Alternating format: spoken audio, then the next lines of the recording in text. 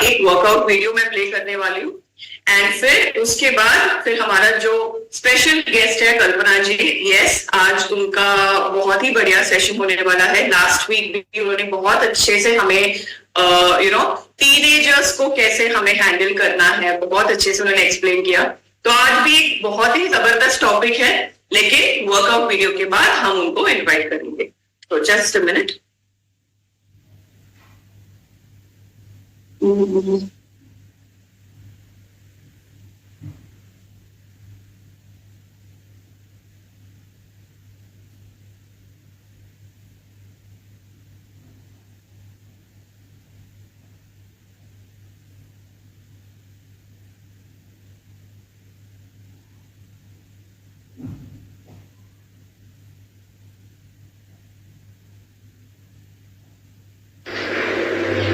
Lower body workout कितना जरूरी है ये हम डे टू डे लाइफ में खुद भी अनुभव करते हैं और मैंने अपने काफी वर्कआउट वीडियोस में उसके बारे में ऑलरेडी बात किया है। तो आज मैं एक और बहुत ही सिंपल और बढ़िया लोअर बॉडी एक्सरसाइज बता रही हूँ जिससे हमारा स्टैमिना, हमारा स्ट्रेंथ और सबसे बड़ी बात हमारी स्टेबिलिटी, जो बैलेंसिंग डिसबैलेंसिंग का जो इशू होता है स्पेशली एक एज आने के बाद पर्टिकुलरली गिरने का जो डर है वो बहुत ज्यादा बढ़ जाता है, उस चीज में ये हेल्प करेगा। तो हमारे जो भी सीनियर सिटीजन्स हैं यहाँ पे उनके लिए ये एक्सरसाइज बहुत ही बढ़िया है। ऑल्सो जो एक्सीडेंट से रिकवर कर रहे हैं, जिन्हें कुछ इंजरी हुई थी, उनके लिए भी ये एक्सरसाइज बहुत बढ़िया है। आप सेफली इसको कर सकते हैं। तो एक बढ़िया चेयर आपको चाहिए, मजबूत चेयर जिसको अगर आप पकड़े तो डिसबैलेंस ना हो। अपने एब्स को, अपने पेट को थोड़ा अंदर खींच लें, सीधे खड़े हो जाएं अच्छे पोस्चर में और अपने पैर को उठा के यूं पीछे की ओर लेकर के जाएं।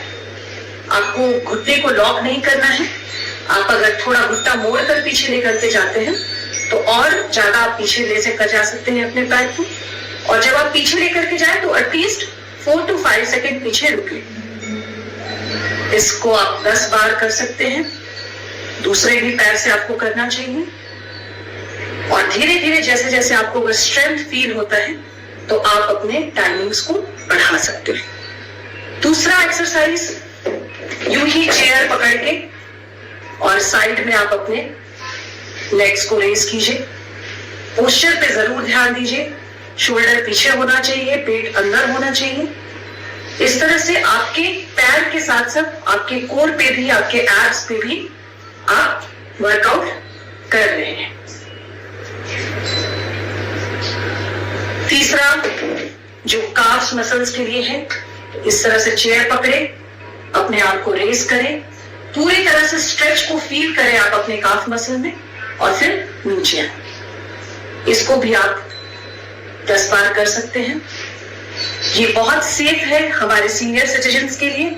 आपके पैर का मसल स्ट्रांग होगा, फ्लेक्सिबिलिटी बढ़ेगी और आपका बैलेंसिंग स्टेबिलिटी में भी काफी इंप्रूवमेंट आएगा। तो इसको ट्राई कीजिए। इनिशियली धीरे धीरे अपने शरीर के हिसाब से आपको एक्सरसाइज के क्रम को बढ़ाना है, रेपिटेशंस को बढ़ाना है और डेफिनेटली इससे आपको बहुत फायदा होगा। तो कीजिए और बताइए मुझे आपको कैसा लगा।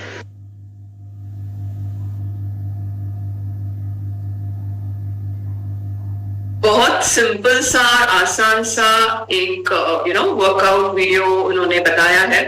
तो मैं आशा करूंगी कि आप लोग ये सब प्रैक्टिस करें, स्टार्ट करें। एंड अभी मैं इनवाइट करना चाहूंगी कल्पना जी को। Ma'am, 1 minute.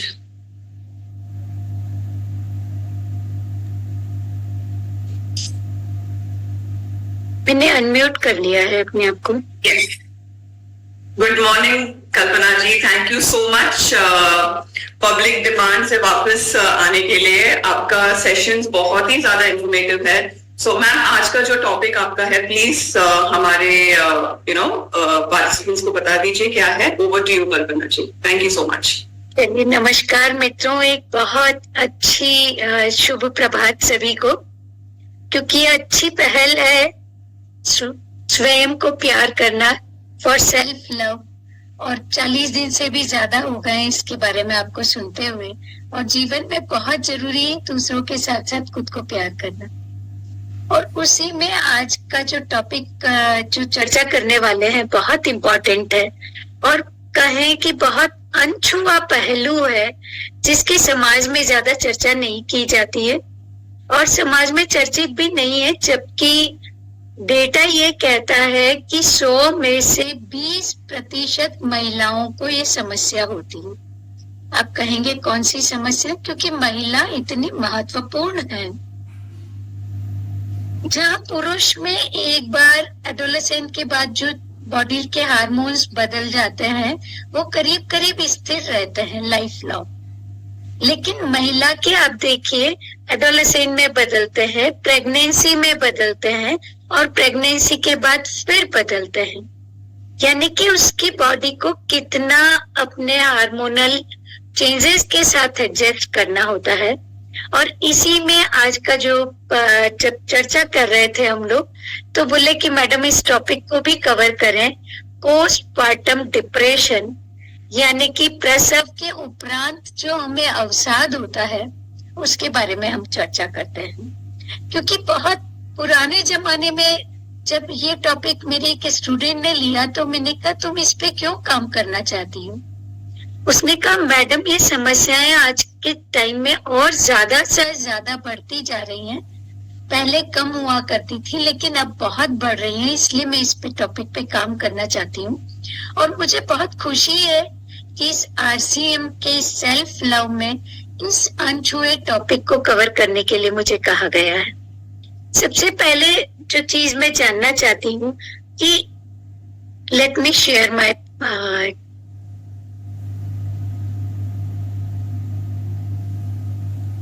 Ma'am, how should I share? और आप कंफर्टेबल हो शेयर? मैं शेयर कर रही हूँ जी।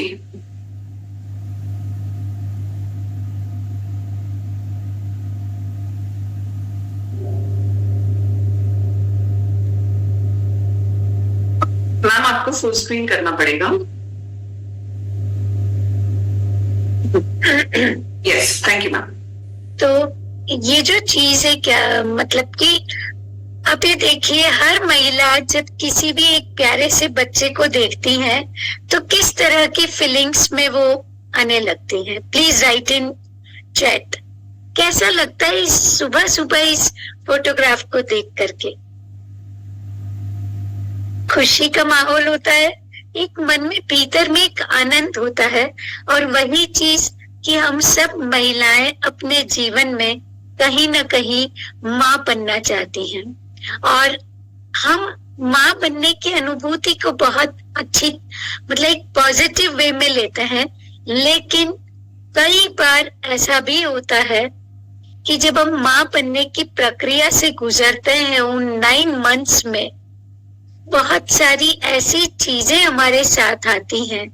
कई बार एंजाइटी, कई बार क्योंकि बड़ा एक सारे हमारे साथ वाले बड़ा डरा के रखते हैं और ये डिलीवरी में बहुत दर्द होगा, कैसे सहन करोगे, इसमें ये होता है, बाद में ये खाना पड़ता है, सारी चीजें कंट्रोल हो जाती है, हमारा तो दिन बड़े मुश्किल से निकला और पता नहीं सो मेनी थिंग्स। कई बार doctors full time bed rest कहते हैं, कई बार प्रेगनेंसी में बहुत कॉम्प्लिकेशंस हो जाती हैं और उन सब के बाद हम वी डिलीवर अ बेबी या वी डिलीवर अ चाइल्ड, एक बच्चे का हम जन्म देते हैं। सोचिए कितनी पॉजिटिव फीलिंग आनी चाहिए कि हमने एक बच्चे को जन्म दिया, हमारी बॉडी का एक पार्ट एक लाइफ में कितना एक लाइवनेस लेकर के आया और जब उसका रोना, उसकी स्माइल देख करके हम में से अधिकांश लोग खुशी से भर जाते हैं।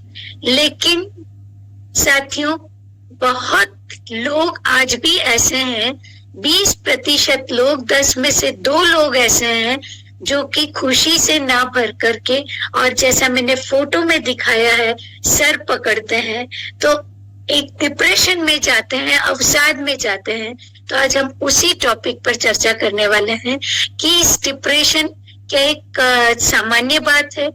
यस, कई बार जब महिला बहुत दर्द से निकलती है, अपने बॉडी के सारी चीजें जब उसकी बदल रही होती हैं तो उसको एक कहना चाहिए डिप्रेसिंग फीलिंग आती है, मैं बच्चे की केयर कर पाऊंगी नहीं कर पाऊंगी।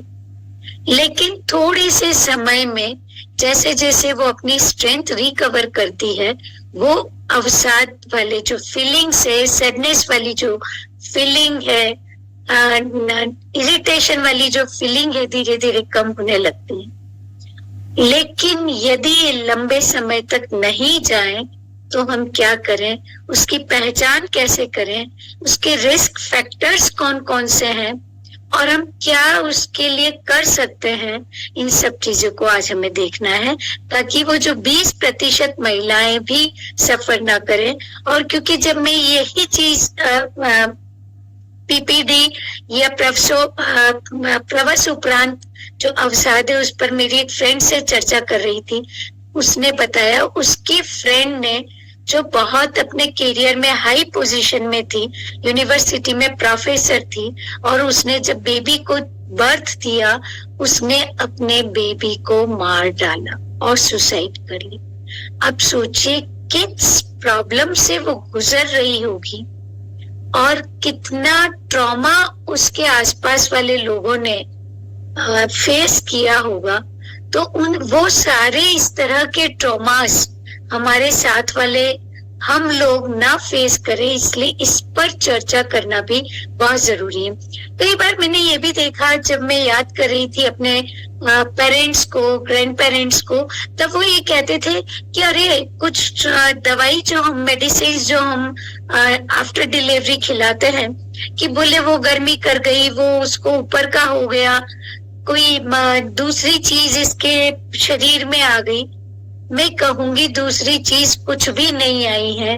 Please go to a doctor, try to identify the symptom. So let us see the symptom of our कि पोस्टपार्टम डिप्रेशन या प्रसव के उपरांत के बाद होता क्या है, ये क्या चीज है कि जैसा मैंने बताया कि महिलाएं बहुत उदास महसूस करती हैं खुशी की जगह, और ये एक मानसिक समस्या है। इसको हम एक सामान्य रूप से लें तो ज्यादा बेहतर है। जैसे हम कहना चाहिए, मैंने पिछली जो अपना फर्स्ट बातचीत हुई थी उसमें मैंने कहा कि बहुत यदि हम तनाव महसूस करते हैं, उससे ओवरकम नहीं कर पाते हैं, तो हम उसको एक सामान्य अवस्था में ले, स्क्रैच हो जाता है हमारी गलती के कारण बहुत सारी चोट लग जाती है, हम उसमें शर्मिंदगी महसूस नहीं करते हैं, तो हम इस तरह की फीलिंग्स में भी शर्मिंदगी महसूस ना करें। निराशा, थकान हो तब भी हम क्या करें, कैसे क्या क्या लक्षण हम उस महिला में देखें या स्वयं में देखें। लगातार उदासी, रोने का मन करे, किसी भी काम में मन नहीं करता है, ना खाने में, नींद ना आती है, बच्चा सो रहा है तभी नींद नहीं आती है, या एक्सेसिव बच्चा रो रहा है और हम सोए रहते हैं। मतलब इतने अजीबोगरीब फीलिंग्स इस तरह की मदर्स को आ सकती हैं। उसको कोई अटैचमेंट नहीं होता है बेबी से या परिवार वालों से, जबकि एक लव की फीलिंग जब हमारा बेबी आता है तो हम उससे महसूस करते हैं, इवन अपने फीटस में भी महसूस करते हैं। नींद का मैंने बताया, भूख या तो बहुत ज्यादा खाने का पैटर्न उसका डेवलप होता है, या बिल्कुल नहीं खाने का मन करता है, सोने का मन करता है। और जो घर वाले होते हैं वो अक्सर ये कहते हैं ये खाओ वो खाओ, ये मत खाओ वो मत खाओ, जो भी आता है अपनी हर ना कहना चाहिए एक नई माँ को अपनी एडवाइसेस दे के जाता है कि ऐसे करना, बच्चे को ऐसे फीड करना, क्योंकि फीड करने में भी शुरू में बच्चे को सिखाना पड़ता है और हमें भी सीखना पड़ता है कौन सी पोजीशन कंफर्टेबल होगी जिसमें बेबी प्रॉपर तरीके से फीड ले पाए और उसकी नाक बंद ना हो, उसकी सांस बंद ना हो। तो वो चीज भी एक बड़ी डिफिकल्ट होती है जब हमारे स्टिचेस, चाहे नॉर्मल डिलीवरी हो चाहे हमारे सीजेरियन सी सेक्शन हो, एक बहुत कहना चाहिए कि उस दर्द में वो चीज भी हमें महसूस होती है। सभी की सारे दिन की एडवाइस से हम इरिटेट से होने लगते हैं, हर वक्त थकान, एनर्जी नहीं रहती है शरीर में, खुद को लगता है मैं बेकार हो गई हूँ, और या खुद को दोषी मानने लगते हैं, अपनी बॉडी इमेज मेरे शरीर का क्या होगा, मेरे तो ये मार्क्स हो गए, वाइट मार्क्स, मैं तो बत्ती देखने लग गई हूँ, मैं तो मोटी हो गई हूँ, मेरा तो पेट फूल गया है, मेरा तो पेट पता नहीं कम होगा नहीं होगा, मैं तो बेकार हो गई हूँ। अब मैं तो कहाँ, पहले आराम से सब कुछ काम करती थी, नौकरी पे जाती थी या ऑफिस जाती थी या घर के सारे काम कर लेती थी, मुझसे होगा कि नहीं होगा, सी सेक्शन है तो मैं पता नहीं आगे क्या कर पाऊंगी, यह नॉर्मल डिलीवरी है तो मेरा तो शरीर बेकार हो गया है। कई बार ये भी, जैसा मैंने एक एग्जांपल दिया था कि उसने खुद को और अपने बेबी को दोनों को चोट पहुंचाई। कई बार इस तरह की घटनाएं भी होती हैं कि हम बेबी को और उन सबको जो है कहना चाहिए नुकसान पहुंचाने का भी मन में करता है, और फिर जैसे ही मन में आती है और हम अपने आप को दोषी मानने लगते हैं, इरिटेशन आने लगता है, गुस्सा आने लगता है, या फिर बहुत ज्यादा चिंता हो, मैं बेबी की केयर कर पाऊंगी नहीं कर पाऊंगी, पता नहीं मैं सक्षम हूं नहीं हूं, एम आई कैपेबल और नॉट, या रोए जाते हैं। बहुत सारी महिलाओं को देखते हैं और उनको कहते हैं अरे नहीं इसको ऊपर का हो गया, और उसके नजर उतारते हैं और पता नहीं क्या क्या करते हैं। प्लीज, वो सब आपका फेथ है, बिलीफ है, कीजिए, लेकिन साथ ही साथ और भी चीजें कीजिए। ट्राई टू आइडेंटिफाई कि कहीं ऐसा तो नहीं उसको पोस्टपार्टम डिप्रेशन या प्रसव उपरांत अवसाद तो नहीं, हेल्पलेसनेस की फीलिंग, मैं उठ नहीं सकती, मैं कुछ काम नहीं कर सकती, मेरे से तो पलंग से नीचे नहीं उतरा जा रहा है, मैं बेबी को नहीं ले पा रही हूँ, मेरा फीड नहीं आ रहा है, और फीड नहीं आने पर भी एक अपराध बोध आने लगता है, और ये चीज भी असहाय, मैं क्या करूं, फीड आए तो क्या करूं, फीड नहीं आ रहा है, फीड आने के लिए क्या करूं, शायद मेरे मन में प्यार नहीं है, मैं एक अधूरी माँ हूं। सो many things, so many irrational thoughts, negative thoughts mind में आने लगते हैं, और जैसे ही आपको पता है नेगेटिव थॉट्स हमारी बॉडी की फिजियोलॉजी, हमारी सारी फंक्शनिंग को कहीं ना कहीं इमोशंस को, फिजियोलॉजी को अफेक्ट करते हैं, याद रखने में कठिनाई होने लगती है, कहीं कुछ नहीं करना मुझे तो कुछ भी नहीं, लोग इतनी अच्छी अच्छी चीजें लाते हैं और हम कहते हैं बुके लाते हैं या कुछ और करते हैं, अच्छी बातें करते हैं, हम कहते हैं नहीं सब चले जाओ, मुझे अकेला छोड़ दो। मृत्यु का विचार आता है कि मैं मर जाऊं तो कितना अच्छा हो। तो ये सारी चीजें यदि सिम्टम्स आने लगे तो please don't ignore these symptoms, और इनमें से कुछ सिम्टम्स भी हों तब भी उसको ये करिए कि हम उसको ये कि नहीं कोई बात नहीं, हमें अवसाद हो सकता है या बेबी ब्लूज हो सकते हैं, लेट मी टेक हेल्प। तो ये है कि इसके कारण क्या क्या होते हैं। तो इसके कारण को बेसिकली साइंटिस्ट जो है 3 चीजों में डिवाइड करते हैं। एक तो बायोलॉजिकल, क्योंकि जैसा मैंने कहा महिला का शरीर ऐसा है जिसमें समय समय पर हमारे हार्मोन्स में चेंज होते हैं। प्रेगनेंसी में जहाँ एस्ट्रोजन और प्रोजेस्टेरोन हार्मोन बहुत ज्यादा होता है ताकि एक बेबी की ग्रोथ प्रॉपर हो, लेकिन डिलीवरी के बाद क्योंकि अब उसे हमें फीड करना है तो हमारे लिए लैक्टेशन आना चाहिए ब्रेस्ट में, तो प्रोलैक्टिन हार्मोन सिक्रीट होता है, और दूसरा हार्मोन सिक्रीट होता है ऑक्सीटोसिन, जिसको हम कहते हैं लव हार्मोन। और यदि लव हार्मोन होता है ताकि हम बेबी की प्रॉपर तरीके से केयर कर पाए। कई बार ये भी होता है कि ऑक्सीटोसिन हम खुद भी ऑब्जर्व करते हैं कि माँ अपने बेबी के लिए कितना कई बार ओवर वरीड हमें फील होती है। Please don't take it otherwise, क्योंकि उसमें ऑक्सीटोसिन है तो थोड़ा सा भी बेबी रोता है शी गेट्स एंग्शियस।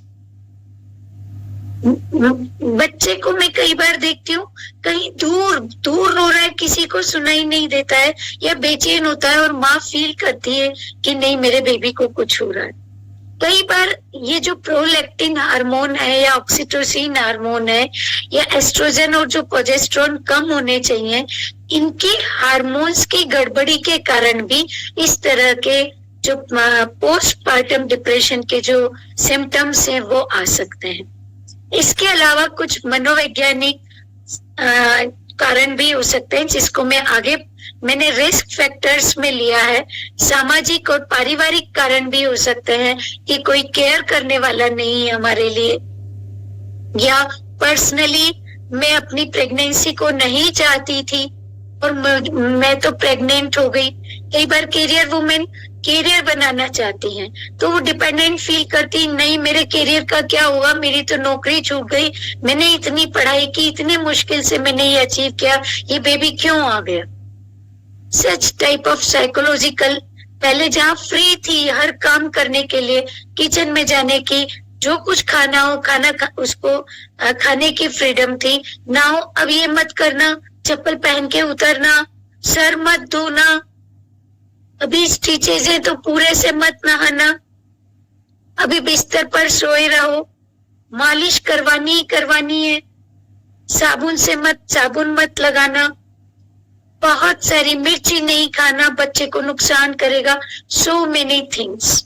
और एक कंट्रोल्ड फील करती, कौन सी मुसीबत आ गई मुझ पर। इसी तरह सामाजिक पारिवारिक रीजंस भी उसके हो सकते हैं कि कोई केयर करने वाला नहीं है, लोग टोकते हैं, हो सकता है वो अनवेडेड मदर हो, विवाह पूर्व उसके बेबी हो गया हो, तब भी उस केस में जो है कहना चाहिए मदर अवसाद में जा सकती है, या कहना चाहिए हस्बैंड की डेथ हो गई हो, या डिवोर्स हो गया हो, या हो सकता है ससुराल वालों ने निकाल दिया हो, या हस्बैंड साथ नहीं रह रहा हो।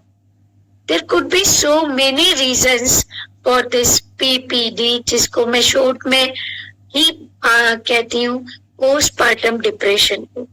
और इसके यदि हम रिस्क फैक्टर्स देख लें तो हम समझ सकते हैं कि भाई महिला क्या इन सब चीजों से गुजर रही होगी।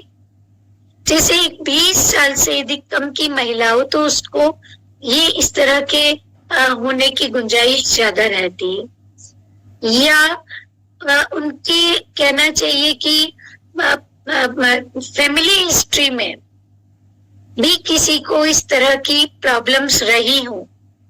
जैसे कई बार मदर, क्योंकि उस समय जब मदर और ग्रैंड पेरेंट्स को यदि इस तरह की बीमारी रही हो तो हो सकता है उस महिला को भी इस तरह के सिम्टम्स हो सकते हैं, या उस महिला को पहले प्रेगनेंसी से पहले या ड्यूरिंग प्रेगनेंसी भी कोई मेंटल हेल्थ प्रॉब्लम्स रही हो, तब भी हो सकता है वो इस तरह के डिप्रेशन में जा सकती है। प्लीज मेंटल हेल्थ के प्रॉब्लम्स को हाइड मत कीजिए, क्योंकि खुशहाली के लिए हमारा मेंटली हेल्दी होना बहुत जरूरी है। यदि पारिवारिक इतिहास भी है तब भी इसको प्लीज डोंट हाइड इट, बल्कि डिस्कस करिए ताकि इसका प्रॉपर ट्रीटमेंट हो सके।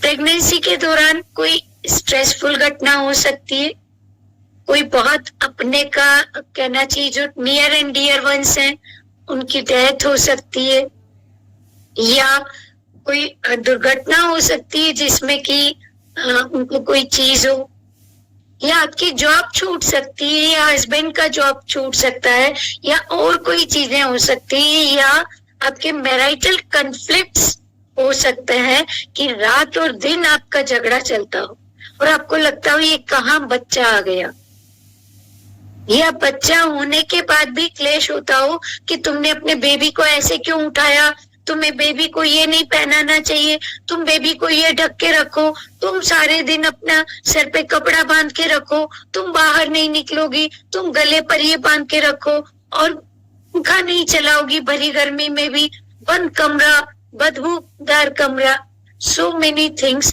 हो सकता है वहां पर भी उसको इस तरह की चीजें जो है कहीं ना कहीं तनाव देती हो और जो कि अवसाद में ले जाती हो। पिछले 1 साल में उसके जीवन में कितनी तनावपूर्ण घटनाएं हुई हैं, ये चीज भी हमें इम्पोर्टेंट है देखना, जो कि पीपीडी के लिए रिस्क फैक्टर का कारण हो सकती है। या आपके फैमिली वाले, फ्रेंड सर्कल, हस्बैंड और आप खुद भी कितना उस प्रेगनेंसी को सोशल सपोर्ट करते हैं। कई बार ये भी होता है कि इमीडिएटली जो है महिला प्रेग्नेंट हो जाती है और प्री मैच्योर बेबी के कारण 7 या 8 महीने में ही उसकी डिलीवरी हो जाती है। अब now see what type of comments that woman may get। तो और ये भी कई बार लगता है नहीं सोशल सपोर्ट नहीं मिलता है, अभी से भी इतना जल्दी बेबी कर लिया, अभी बेबी करने की कहाँ जरूरत थी, पहले ननद की शादी तो कर लेती, देवर की शादी तो कर लेती, पहले नौकरी का देखना था, फिर है ना प्रेगनेंसी में जाना था। सो मेनी थिंग्स, सपोर्ट नहीं होता है। कल ही एक मैं यूट्यूब में वीडियो देख रही थी कि एक लेडी को फुल टाइम प्रेगनेंसी और एक एल्डरली वुमेन उससे पूछ रही है, गार्डन में बैठे हुए हैं, कि बेटा तुम्हारी तबीयत ठीक है? कि हाँ ठीक है। कौन है घर पे? कोई भी नहीं है। ससुराल में कि ससुराल वालों ने निकाल दिया, हस्बैंड की डेथ हो गई, केवल माँ है, और माँ को भी अल्जाइमर है। अल्जाइमर क्या होता है वो मुझे नहीं पहचान पाती है, और बाद में घटना में आता है तो तुम अपनी केयर कैसे करती हो? घर में कोई भी नहीं है, नेबर्स भी नहीं है, तो तुम्हारा अपना फाइनेंशियल क्या करती हो कि इन-लॉज ने तो निकाल दिया, हस्बैंड की डेथ हो गई कि तुम मनहूस हो।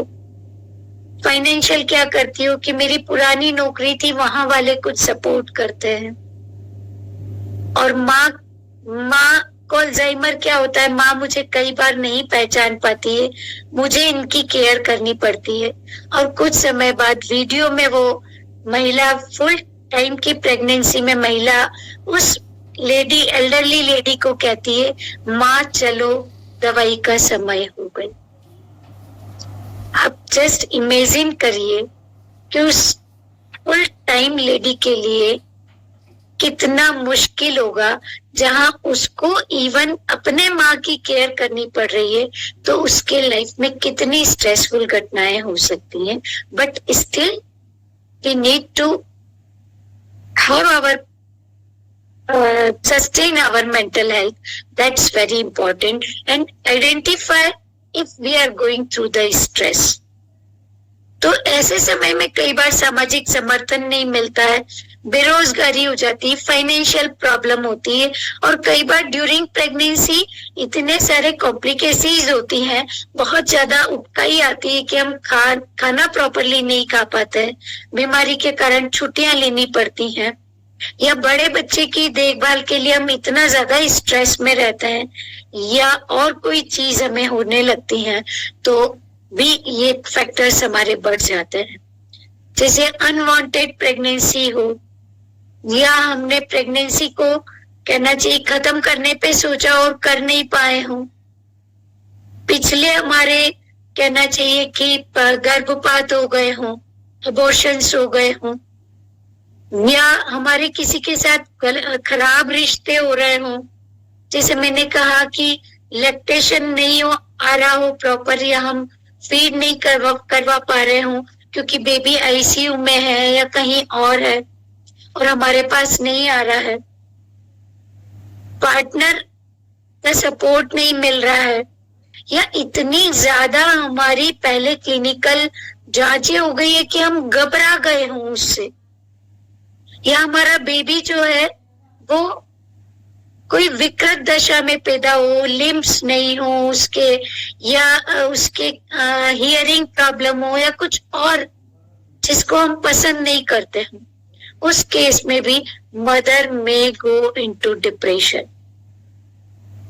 इसके यदि मदर हाईली न्यूरोटिक है या एक्सट्रीम एक्सट्रोवर्ट है, तो अब वहां पर बहुत ज्यादा बोल नहीं सकती, तो उस केस में भी, या कोई बाइपोलर डिसऑर्डर हो, उस केस में भी उसको जो है इस तरह के कहना चाहिए कि पीपीडी प्रसव उपरांत रिस्क फैक्टर्स होने की गुंजाइश रहती है। अब नाउ ट्रीटमेंट क्या करें, सपोर्ट कैसे दें?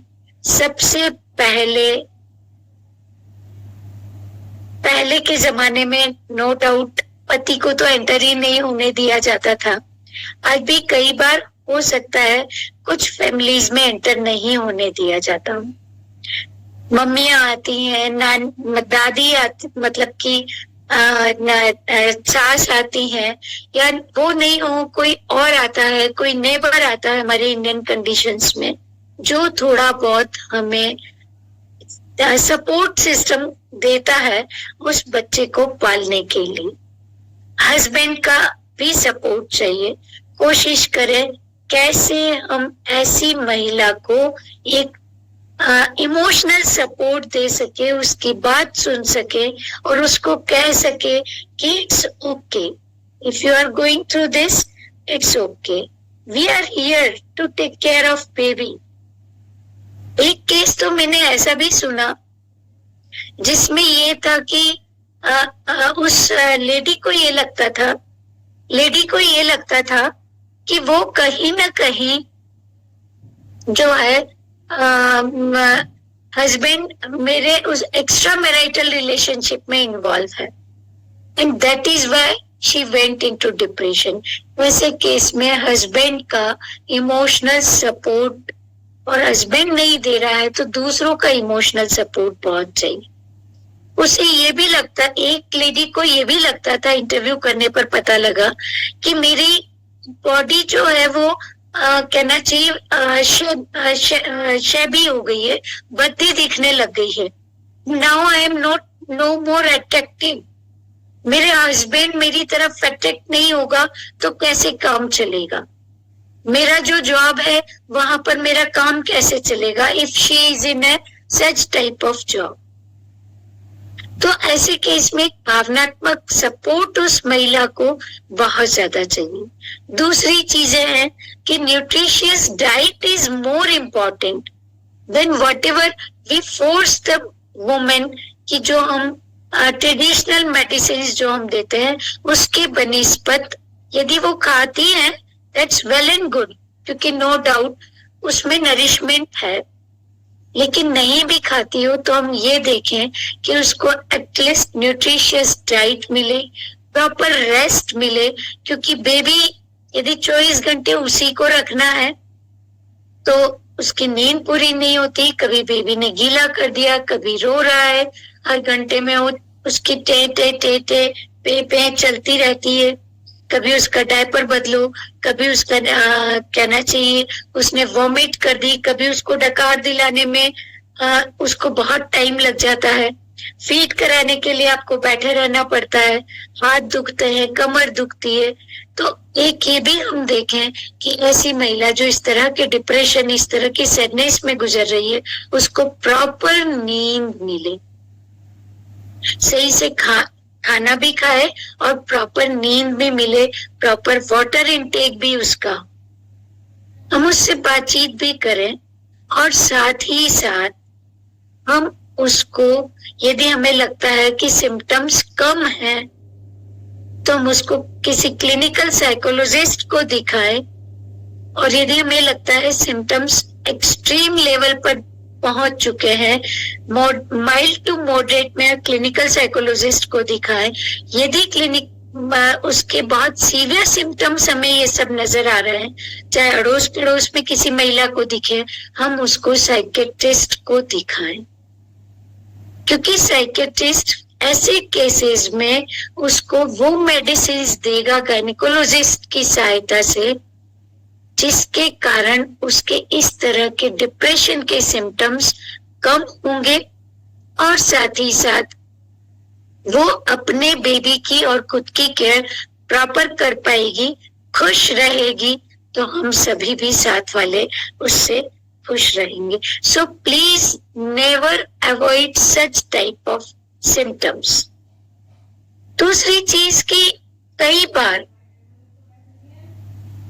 जब हम उसकी प्रेगनेंसी होती है तो प्रेगनेंसी में भी उसकी मेंटल हेल्थ रिपोर्ट को तैयार करें कि कहीं ऐसे सिम्टम्स कि उसमें एंजाइटी तो नहीं रही, उसका मूड कैसा रहता था ड्यूरिंग प्रेगनेंसी और पिछले 1 साल में, उसकी नींद का पैटर्न कैसा था, खाने का पैटर्न कैसा था, स्ट्रेस में तो नहीं थी, एटीट्यूड टुवर्ड्स प्रेगनेंसी कैसा था। ये सारी चीजें जो उसकी मेंटल हेल्थ के लिए इम्पोर्टेंट है वो हम यदि ड्यूरिंग प्रेगनेंसी भी हम तैयार करें, और यदि इस तरह की प्रॉब्लम्स यदि उसमें, और जो मैंने और रिस्क फैक्टर्स पहले भी शेयर किए हैं कि भाई बहुत ज्यादा कॉम्प्लिकेशन रही थी प्रेगनेंसी में, या कोई ऐसी स्ट्रेसफुल इवेंट उसकी प्रेगनेंसी के दौरान रहा है जिसके कारण तनाव हो सकता है, तो उन सारी घटनाओं को जो मैंने रिस्क फैक्टर्स अभी पहले बताए, उन सारी घटनाओं की हम एक रिपोर्ट बना करके रखें, और हम गायनेकोलॉजिस्ट जिसके पास हम जाते हैं डिलीवरी के लिए, तो हम डिलीवरी के बाद हम उनसे इन इश्यूज पर भी चर्चा करें ताकि गायनेकोलॉजिस्ट भी आइडेंटिफाई कर सके यदि उसमें पीपीडी के प्रसव उपरांत के कोई सिम्टम्स आ रहे हों। तो ये एक बहुत इम्पोर्टेंट फैक्टर है कि उसके सिम्टम्स एक्सट्रीम लेवल पर नहीं जाएं, और जहां कहीं हमें रिस्क हो तो वहां हम पहले ही उन रिस्क को कंट्रोल करके और सिम्टम्स को आने से रोक सके। अब नाउ हम मिथ्स, जैसे मैंने बताया था कि हम सोचते हैं ऊपर का हो गया है, इसको तो कोई इसने दवा खा ली थी तो इसका तो डील डोल बिगड़ गया है, उसको गर्मी चढ़ गई है। नहीं, please don't ignore, it's a very एक सामान्य प्रकार की चीज है। यदि वो अपने बच्चे को नहीं प्यार कर पा रही तो ऐसा नहीं कि उसके कैरेक्टर में कोई कमी है, उसका चरित्र खराब है, वो एक माँ बनने के गुण नहीं है उसमें, ऐसा बिल्कुल भी नहीं है, बल्कि एक मेडिकल सिचुएशन है जिसके लिए बायोलॉजिकल फैक्टर्स भी इंपॉर्टेंट हो सकते हैं। तो ऐसे में हमें उसको समझना पड़ेगा, उसको एक सपोर्ट देना पड़ेगा और उसे प्रॉपर पर्सन को दिखाना पड़ेगा। हम ये ना सोचे कि इसका कैरेक्टर महिला का खराब है इस वजह से वो या हम इतना तो केयर कर रहे हैं। हो सकता है जो साथ वाले हों, मदर है या सास है या ननद है या हस्बैंड है, कि हम तेरी इतनी तो केयर कर रहे हैं, ये तेरे मन का वहम है, तेरी सोच है, तू बदल, तू अपनी सोच को बदल। नहीं, प्लीज। फिर भी यदि वो महिला कहती है कि मुझे ऐसी फीलिंग आती है, मेरा मन नहीं लग रहा है, मुझे लग रहा है बेबी के लिए प्रॉपर फीलिंग नहीं आ रही, मैं इसकी केयर कर पाऊंगी नहीं कर पाऊंगी, मेरा खाने का मन नहीं कर रहा है, please take the lady to some doctor. नई माँ अपनी देखभाल कैसे करे? यदि उसको लगता है इस तरह की फीलिंग्स उसको आ रही है, अपनी फीलिंग्स को शेयर करने में मत घबराइए, खुद को सेल्फ ब्लेमिंग को बंद कर दीजिए। यदि आपने अपनी थॉट पॉजिटिव रखी है तो आप अपनी फीलिंग्स को शेयर कीजिए, वैसे किसी दोस्त के साथ, जैसा मैंने कोशिश की है फोटो में लगाने की, जिस पर आपको फेथ है। और आप आरसीएम फैमिली, इतनी अच्छी आरसीएम फैमिली के मेंबर हैं, तो आप लोग जो है आरसीएम के अपने जो लीडर्स हैं, अपर लीडर लेवल ऑफ लीडर, जो आपके सेल्फ लव के कहना ऑर्गेनाइजर्स हैं, आप उनको साझा कर सकते हैं ताकि वो आपको पर्सनल सपोर्ट सिस्टम दे सकें। आप मुझे कॉल कर सकते हैं कि आपको किस तरह से सपोर्ट सिस्टम दिया जा सके, लेकिन don't hide your feelings. Take help of someone in your city और समवन एल्स। आराम के लिए समय निकालें। कोशिश करें, यदि आपके पास कोई भी नहीं है और आपको खुद को ही अपने बेबी के साथ 24 आवर्स रहना है, please take help of someone. Maid को ही थोड़ा बहुत कहें। कई बार मम्मियां ये भी कहती हैं बेबी सोता है तब हम नींद नहीं निकाल पाते हैं। कोशिश कीजिए बेबी को एक सेफ जगह पर सुलाने की, और फिर कोशिश कीजिए अपने आप को बिल्कुल एक रिलैक्स्ड कि आई एम कंप्लीटली रिलैक्स्ड। अपने आप को एक पॉजिटिव अफर्मेशन दीजिए रिलैक्स करके, क्योंकि जब हम रिलैक्स अवस्था में अपने आप को पॉजिटिव अफर्मेशन देते हैं तो वो अफर्मेशन हमारे सबकॉन्शियस माइंड में जाता है और हमारी बॉडी फिजियोलॉजी, हमारे जो न्यूरल नेटवर्क्स हैं उनमें चेंजेस लाते हैं। तो रिलैक्स होकर के आप अपने आप को पॉजिटिव अफर्मेशन दीजिए कि मैं नॉर्मल हूँ, सामान्य हूँ और मैं बच्चे को बहुत प्यार करती हूँ। Now my baby is sleeping, I may also go to. ये कहने की जगह मुझे कुछ भा नहीं रहा है, no I love my food, उसको भी एक पॉजिटिव अफर्मेशन दीजिए। और यदि ये छोटी छोटी चीजों से नहीं हो पाता है तो surely ask expert, go for expert opinion. अपने शारीरिक स्वास्थ्य का तो आप लोग सब ख्याल रखते हैं, लेकिन अपनी सोच का ख्याल neither in pregnancy NOR before pregnancy वो भी नहीं रखते। इवन जब हम कंसीव करते हैं, यदि हम कंसेप्शन भी बहुत पॉजिटिव एटीट्यूड के साथ करें, प्रेगनेंसी में भी हम एक पॉजिटिव एटीट्यूड डेवलप करें, पॉजिटिव फिगर्स लगाएं, कॉम्प्लिकेशंस आ रही हैं बॉडी में, रेस्ट डॉक्टर देने को कह रहा है, तब भी कोशिश करें हम अपने आप को रिलैक्स करने की, अपने आप को प्रॉपर नींद में लाने की। क्योंकि यदि फैमिली हिस्ट्री है, there could be some genetic and biological factors, hereditary factors, लेकिन हम उनको भी, उनके इम्पैक्ट को भी कहीं ना कहीं कम कर सकते हैं। तो आप उन सबके लिए भी, अपने लिए भी छोटे छोटे ही पल मिलेंगे आपको, लेकिन आपको वो पल अपने 24 आवर्स में से चुराने पड़ेंगे, रेदर देन आप ये सोचें कि नहीं ये टाइम तो मुझे यही टाइम चाहिए। आप बहुत बड़ी एक कहना चाहिए चीज आपको ईश्वर ने नेमत दी, पुरुष को वो ऑक्सीटोसिन हार्मोन इतना नहीं दिया जितना कि माँ को दिया। इतने अच्छे हार्मोन्स आपके प्रेगनेंसी में आफ्टर डिलीवरी होते हैं जो आपके डाइजेस्टिव सिस्टम को बहुत इम्प्रूव कर देते हैं। बहुत अच्छा एसिमिलेशन और डाइजेशन होता है।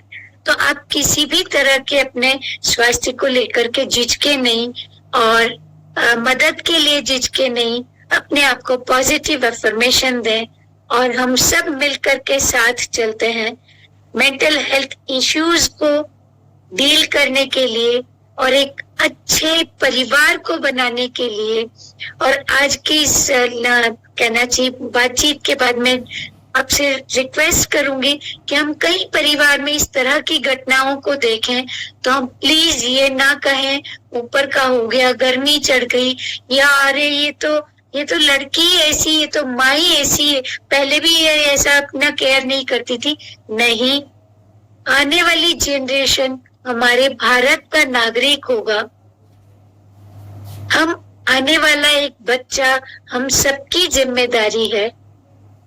हर व्यक्ति जो हमारे देश में है हमारी जिम्मेदारी है, और यदि हम उसके लिए कुछ पॉजिटिव कर सकें तो हम उसको लव एंड कंपैशन दें, क्योंकि प्रेम का भाव जब हम देते हैं तभी यदि हम दूसरों को केयर करते हैं, दूसरों के अपलिफ्टमेंट में हम सहयोग देते हैं, हमारा भी अपलिफ्टमेंट होता है। हम खुद की भी केयर करें, दूसरों को भी केयर करें और आगे बढ़ते चलें। यही चीज के साथ मैं अपना खत्म करती हूँ। शायद मैंने समय ज्यादा ले लिया है या नहीं, अभी we are having 10 minutes I'm in time. So if anyone wants to have anything, any queries,